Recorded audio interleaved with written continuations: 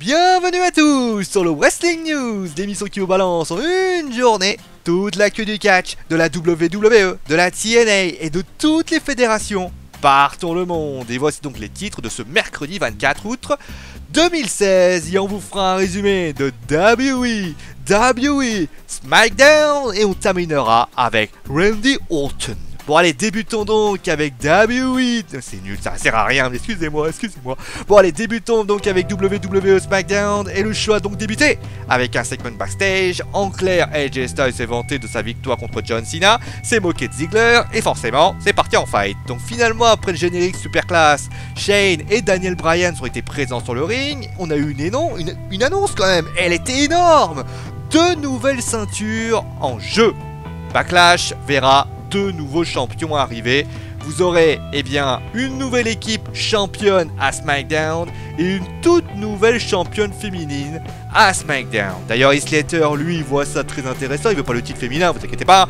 Il n'est pas encore à ce stade-là, mais il veut quand même les ceintures par équipe. Il propose une place tag team et un contrat.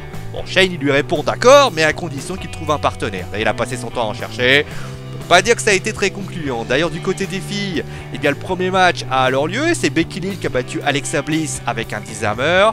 Du côté du tournoi tag team, les Usos ont battu les Ascension avec un splash. Et AJ Styles, lui, est arrivé ensuite pour se vanter un peu de sa victoire contre John Cena. Il veut un match de championnat, un McChicken, et tout simplement un Coca Light. Et finalement, Ziggler a excédé. Lui, il veut lui démolir l'arrière-train. Et donc, Bryan, lui, le GM manager, il est pas très content. Il dit calme le jeu. Il propose d'ailleurs à Ziggler de dire si tu bats Style, tu affronteras Style et Ambrose à Backlash dans un triple threat.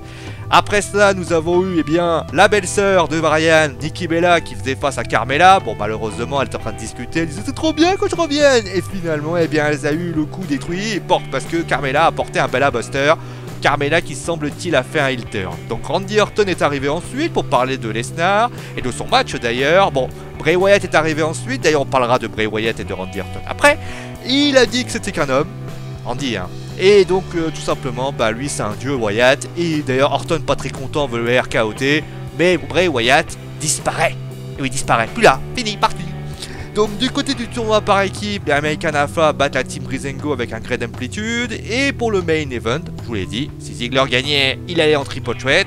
Malheureusement, ça n'a pas été le cas. Et AJ Styles gagne avec un Style Clash. Et après le combat, les deux, Ambrose et lui, se toisent du regard, concluant le show. Allez, on termine maintenant avec Randy Orton. Alors, il y a plein de choses qui ont été dites au SummerSlam. On va déjà en parler. Il faut savoir que malgré le fait qu'on a pu voir un Randy Orton en sang, beaucoup de personnes ont été dit c'était prévu, c'était pas prévu. Sachez qu'une chose qui était prévue, c'est que ça parle et forcément ça a marché puisque tout le monde en a parlé de ce match et finalement tout ce qui a été fait n'a été dans le respect de ce qui a été donné et ce qui a été exigé par les officiels de la WWE. Et notamment, il faut savoir que personne n'était au courant, notamment Chris Jericho, qui malheureusement est venu se plaindre, était très en colère après le match. Lesnar et lui se sont embrouillés. Il y a, je crois que c'est Jericho qui l'a traité de pussy ou l'inverse. Enfin, c'est parti vraiment en vrille. Triple H est même intervenu physiquement parce que finalement, on savait pas. Personne ne savait que ça allait se dérouler ainsi.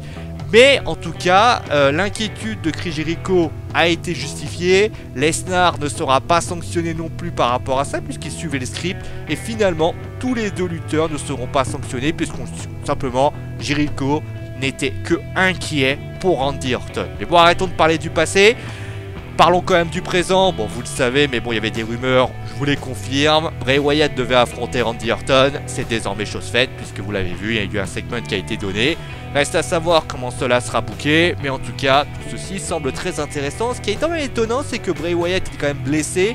Et finalement, il est là.